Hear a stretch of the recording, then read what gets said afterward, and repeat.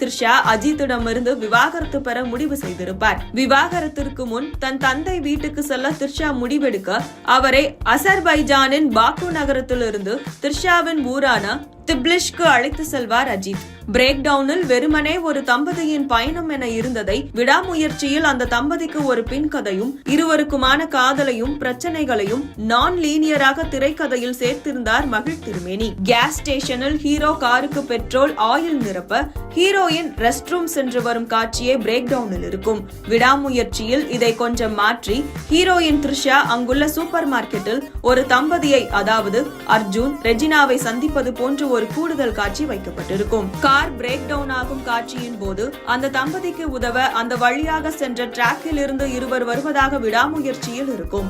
அதுவே break down படத்தில் வெறும் டிரைவர் கதாபாத்திரம் மட்டும்தான் உதவ முன்வரும். இதற்கு அடுத்து காரின் வயர் சரி செய்வது தொடங்கி போலீஸ் ஒருவருக்கு குண்டடிப்படுவது வரை 2 படங்களிலும் பல விஷயங்களில் மாறுதல்கள் பெரிதாக இல்லை.